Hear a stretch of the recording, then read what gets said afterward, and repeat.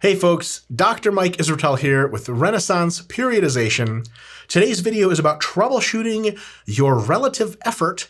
Are you getting the reps in reserve that you think you are? Why should you care? And some really good problems to be solved. So let's just take a look at relative effort basics.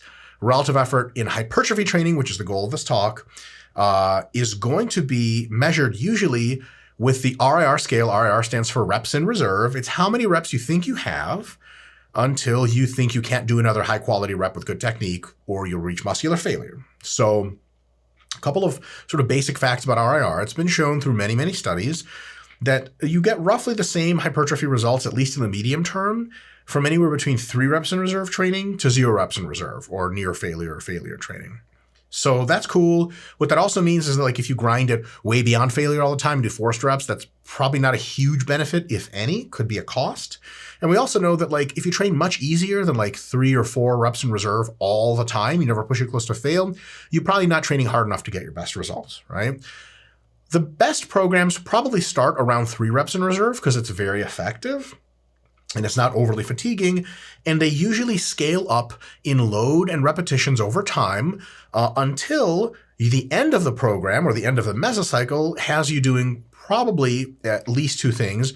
If it's a really well-designed program for muscle growth, one is you probably reach like 0 reps in reserve, if not outright failure in many of your lifts, and you are at close to maximum recoverable volume, which means what you just did in that last week, if you tried to repeat it again, you would either barely be able to repeat it, hitting no more PRs, just time PRs, or your strength would actually be down. Doing that can give you a guarantee of that you're between 3 reps in reserve and 0 reps the entire time, which means you're in that really excellent zone of maximum hypertrophy progress. By adding load and reps every week, you account for the fact that your body's adapting, and by pushing up and up and up, you test the limits of what you may think your failure point is. But like at some point, if you can't make any more PRs, you know pushing ahead is, well, impossible, and thus it's okay for you to deload, recycle, repeat, because clearly fatigue is pretty high. And if you hit your maximum recoverable volume, which again is when you can no longer exceed your performance, then you also know you're not underdosing volume or something like that. You're not just lifting super hard for so few sets that it's causing barely any hypertrophy. If you do enough training and you make it harder over time, you're hitting all the boxes that make sure you're growing muscle really well. If you want more insight on this, we have tons of other videos about this. Just go to our YouTube, search for RIR, RP, Renaissance Periodization, RIR, relative effort, my last name at RIR, all that stuff comes up and you can learn for hours and hours and hours. If you're not familiar, then come back to this video because this is a video that assumes you know the basics of RIR, and now it's time to address the fact that you can have some problems with reps in reserve. And some of these problems are things that people will use as detractions from the RIR method. And they're not very good detractions because they're all solvable problems. So first problem you can have is you may suspect, like you're telling yourself, okay, I stopped 3 reps in reserve, but you have a suspicion that it's really not 3 reps in reserve and it's really like 5, which means that at least that week that you did 3 RIR before you try to go harder is maybe a wasted week or mostly a wasted week. Like maybe it was really 5 or 6 reps in reserve. And that means like your efficiency with how much muscle you're growing for that week of training maybe just isn't that great. Next problem is you do your 3 RIR, but you suspect, and I get a lot of these comments and questions on YouTube and Instagram, people say like, so I hit 3 RIR, but like, man, like in my heart of hearts, I feel like I'm like 1 rep in reserve. Like I know I'm way pushing it too hard. I'm not sure though, but I feel like I'm pushing it too hard, which I think fatigues me really early in that ascension of reps and load and just doesn't allow me to really catch the groove. And I get really tired within 2 or 3 weeks. I have to deload and it screws everything up. Very legitimate concern, because remember that whole spectrum between 3 and 0 RIR is effective. And if you're saying you're starting here and you're using up that whole spectrum, but you're really starting here, there's just not much spectrum there to use. And very quickly you're training super, super hard at the end of your abilities, and you may not be getting as much lifeline in your training as possible. Next problem is a very common one. You estimate 0 RIR, like you say, I didn't have any more reps left, but it might not be really your 0 RIR. Like in the back of your head, you're like, man, yeah, I wrote down 0 RIR in my notebook. I don't think I could have done any more reps, but push come to shove, if shit got really real, I could probably do 2 or 3 more reps, which really is to say your RIR is 2 or 3 and not really 0. So that's another concern. It's tough to know these things, especially like knowing them right when you're in that hack squad and contemplating, should I do another rep or not? That's tough, right? And after the set is over, you're like, shit. And you could have misestimated in one way or the other, right? Lastly, a more detailed problem, but a problem folks nonetheless experience, is like you're pretty sure what your 3 RIR is. You know when it's time to quit and you have maybe 3, 4, maybe 2 reps left in the tank. You know, like roughly that region is not difficult. It's like when the bar just starts to slow down, you're like, all right, I'm going to can it. But then you're supposed to be in some training designs hitting these RIR progressions, like this week's RIR 3, next week's 2, next week's after that is 1, and then 0. And because you have those targets, you're like, look, I know what 3 RIR is, but 2, 0, and 1, man, they feel the same to me. It's all super fucking hard. And I can't really tell, like someone was like, hey, what's the goal this week? Was that 2 RIR? And you're like, yes, but it could have been 0 and it could have still been 3. I'm not really sure, man. It could have been 2 or 1. Who knows? Good news, okay, bad news, these all sound like pretty legit problems. And when they're leveled as critiques of the RIR tool, some people say, man, fuck RIR, just go to failure all the time. Not the worst idea ever, it really makes things quite simple, but maybe not as maximally effective as possible. But with all these problems, yeah, failure training definitely simplifies things. The good news is these problems are all solvable, so let's get to solving them. So we're not going to go problem by problem because a lot of these solutions attack a bunch of the problems at the same time. They just increase the clarity with which you can know your RIR, and in some interesting ways, make it that you don't have to know your RIR, but you still go through that whole spectrum anyway. So first up, you can stop trying to guess your RIRs really meticulously week to week to week and tailoring your training to them. So for example, you hit 10 reps last week at a certain load. This week, you may be like crazy overthinking, okay, what load do I have to put on the bar to hit exactly 2 RIR? How many reps do I need to do? And you've got all these equations in your head. You can obviate a lot of that by just doing the following. Every single week, you take the same exercises and the same sets. You can even increase or decrease sets to get to your MRV. But what you do is you just have a rule of adding a little bit every single time. So let's say you did 10 reps with 100 pounds in the bench last week. This week, you do 10 reps with 105. Next week, you do 10 reps with 110, and then 115, and then 120, and so on and so forth. Now you can also increase reps. 100 pounds for 10 reps, then 11 reps, then 12 reps. You can even do a little bit of both, right? The thing is, if you're consistent in that load and rep scheme increase, what this does is it guarantees one thing for sure. You keep going up like that, you will eventually hit failure. You have to, unless you're like benching 1,000 pounds for sets of 25 and you're like, I still haven't hit failure. Then great, you have superpowers. You have a whole other laundry list of issues and problems, and RIR is not your problem anymore. In the real world, you will absolutely hit failure. Then once you hit failure, you'll be able to count back all the weeks and be like, okay, week 1, I did RIR, what I thought was 3. Week 6, I did what I thought was 0. And you can interpolate all the other RIRs roughly and get a real good sense of where you are, right? And that's really quite helpful. Now, what can end up happening is some unlikely things can happen if your first RIR target was actually correct. Let's say you hit your first 3 RIR, and then you follow the algorithm of just increasing load and reps a little bit each week. And then 9 weeks later, you finally hit, your MRV, and you look back at how strong you were when you hit your MRV here to like a few months before this mesocycle, and you're a little bit stronger, but not like anything crazy. Like let's say you put 10 pounds total onto your bent row for the same reps as 2 or 3 months ago.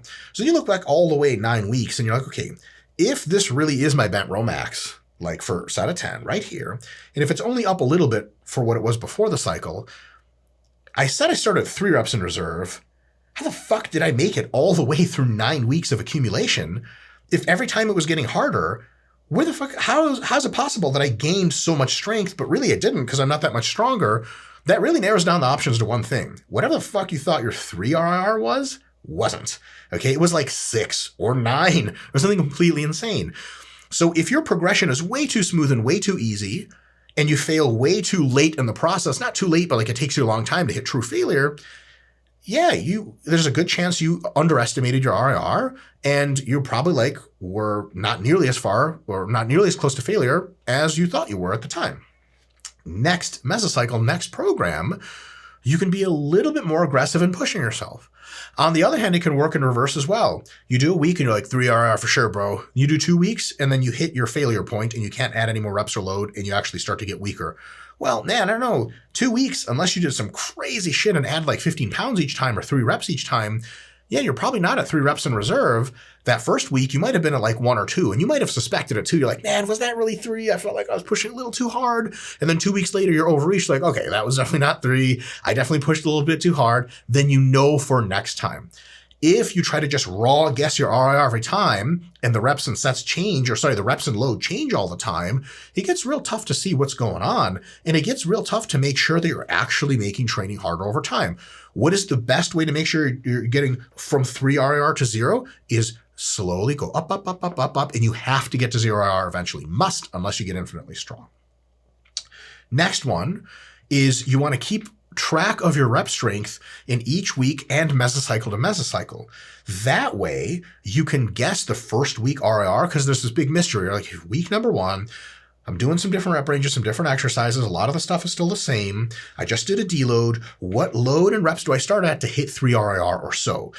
Look, if you have 3 RIR roughly and 0 RIR, 2, 1, etc. data from 2 mesocycles before that, like, it's not that tough. Like, someone could say, like, let's say your last RIR, you bent rode 135 for a 0 RIR set of 10. Like, that was no more was possible. Just 135 for 10. That was your best performance at peak. This time, someone's like, all right, what do you think? We're going to be doing bent rows for sets of 10. What do you think is your 3 RIR? Like 140? You'd be like, hold on, fuck up. I did 135 and it blew my load on it. 1 deload a week's not magical. How the fuck am I supposed to do, if I do 145 for a set of 10 at 3 RIR, that means I'm capable of doing 13 reps at 145, whereas I just did 135 for 10? Like, I don't know, man. That seems like a bit extreme. I don't think I gained, that many reps and that much load in strength over just 1 week of deloading, unless it was completely crushed or something insane. So I think, I think I gained some strength since last meso, and I look back on my other numbers, 135 for 10. I think a real reasonable 3 RIR is going to be like 125 for 10. You do it, and it's beautiful, and it's because it's based on data, right? That's it, right? And if you do enough of those cycles, you can figure out a load and rep progression that's likely to progress you RIR on track. Here's what I mean. Let's say 1 mesocycle, you're like, all right, leg press, I'm going to add 15 pounds to this shit every week. You started at a pretty correct 3 RIR. 2 weeks later, 30 pounds later, you're at 0 RIR and you're like, fuck, I'm trying to train for like 4, 5, or 6 weeks at a time before a deload, not 2. There's clearly like every 15 pounds jumps more than 1 rep in reserve, maybe like a rep and a half or something. We don't want that shit. So then you go back and you go, okay, I really take it easy. Leg press, I'm going to add 5 pounds every time. So, leg press 400, 405, 410, 415, week by week by week. And it takes you like 8 weeks, or even you deloaded everything else, because like after, let's say 5 weeks, your whole body's wrecked, except your leg presses still haven't hit failure or anywhere remotely. You're like, okay, so 5 pounds just is not enough to increase week to week to week to target that RIR to get close to 0 by the end. Finally, you wisen up in this last mesocycle and you still have leg press, still progressing. It's okay, 5 pounds was not enough of a challenge to get to 0 RIR at the end. 15 was way too much. Let's try 10. And all of a sudden, you put together 4 baller weeks of training. The first one's pretty tough, second one tougher, third one, etc. And the 5th week, right before you deload, just as an example, you hit your maximum recoverable volume.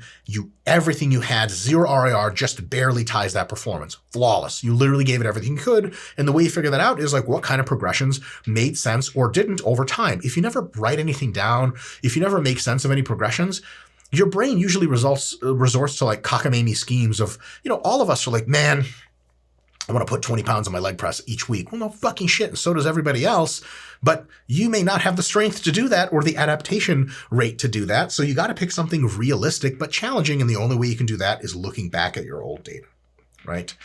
Lastly, for more of the advanced folks, you absolutely can modify rep goals or load prescriptions within each session, even set to set. For example, instead of doing 2 weeks of progression in leg press and then failing on week number 3, with that 15-pound example, let's say you did 450 pounds in week 1. Week 2 for the first set, you're targeting like, whoa, it was 3 RIR to start. You're like, week 2 will be like 2 or 3 RIR, right? You do 465, like 15 pounds up, and all of a sudden, like, that's a fucking 0 RIR first set. And you're like, fuck me. 465 is not 2 or 3 RIR. It is like fucking 0 RIR, barely locked out the last rep. So you think to yourself like, okay, I already know where this is going, and I don't need a third week to tell me I'm an idiot. Can I change course now? Like, the way you steer on the freeway isn't just by hitting like the railing on the side and then going, oh, too far, and you hit the other railing. Like, you see the shit coming, right? 465 for first set. No, maybe it was a bad set. Maybe you want to try second set and really nut up. Maybe you do a second set at 465 and it's still fucking a grinder and it's still 0 RIR. And you're like, all right, I'm not going to be stupid about this. What I'm going to do right now in this next set, let's say you have 3 sets total, 2 sets you pissed away thinking you were Superman, you weren't. This next set, you're like, you know what? Fuck this 465 shit. I'm going down to 455, just 5 pounds ahead. You hit it, and it's the first set all day that was really 2 or 3 RIR. Like, you knew you had some shit in reserve. Awesome. Here's the big jump. Next week, what are you going to do? Well, you just hit 455 for only successful set, and progress is malleable. It's not like you have to do more every single time. You just have to be in that challenging range. An intelligent approach would be this. 455 was great. Go to 460 next week. Don't try to repeat 465 again. Don't be like, I got to put 5 more pounds on. Go to 470. Fuck that. You know what's going to happen there. It's just going to fail. You go to so you were at 455, you go to 460. Okay, it's 5 pounds down from your peak sets. Doesn't matter. You hit an excellent 2 or 1 RIR. Next week, you're still alive. You hit an excellent 1 or 0 RIR at 465. And then the last week, you hit a true 0 RIR at 470.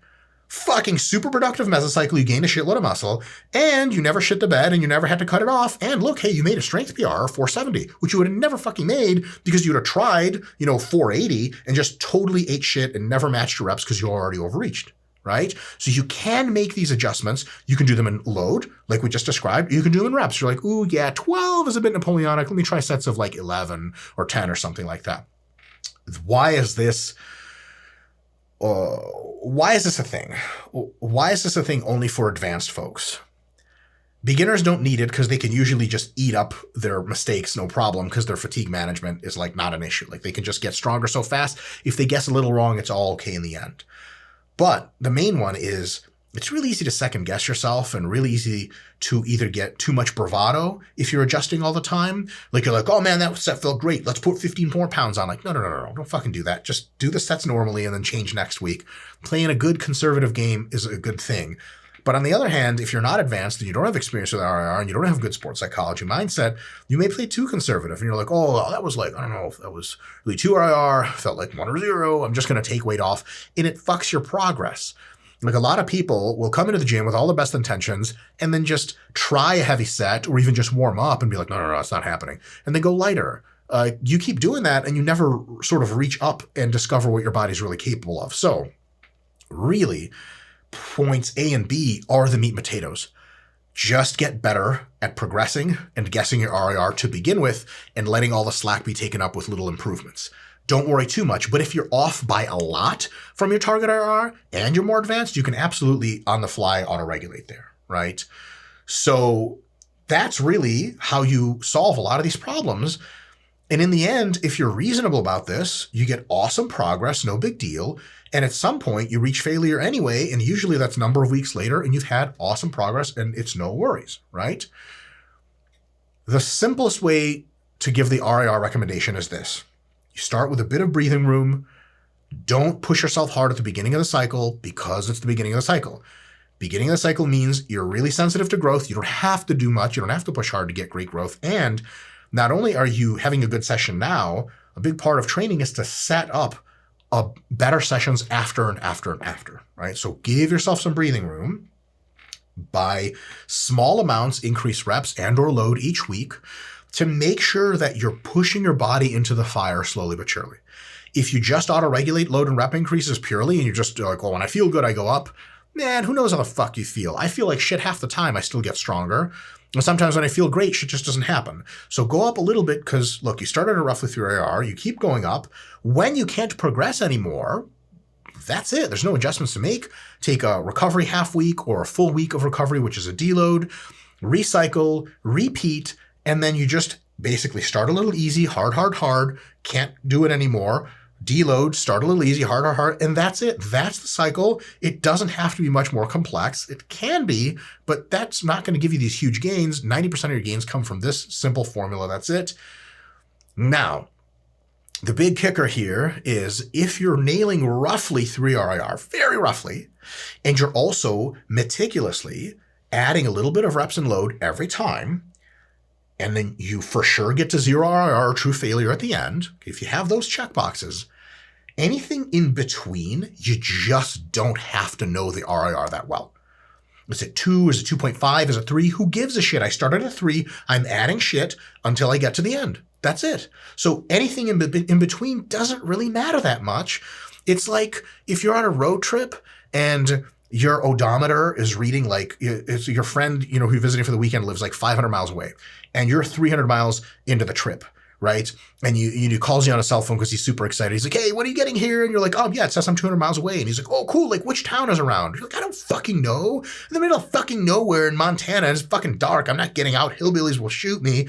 I've seen all the movies. So like, it doesn't fucking matter. I said it's fucking 300 miles. I've already driven, 300. That's 200 more. Do your own fucking math. Like, as long as you keep driving on the right path, which GPS helps, you don't have to check for, city, oh my God, we're passing this town. Okay, that's good. Like, you already fucking knew that. It was irrelevant. What's the point here? Well, folks will watch a bunch of people's training videos, including my own, and they'll be like, hey, like, what RIR was that? Like a particular bent row or like a press or something.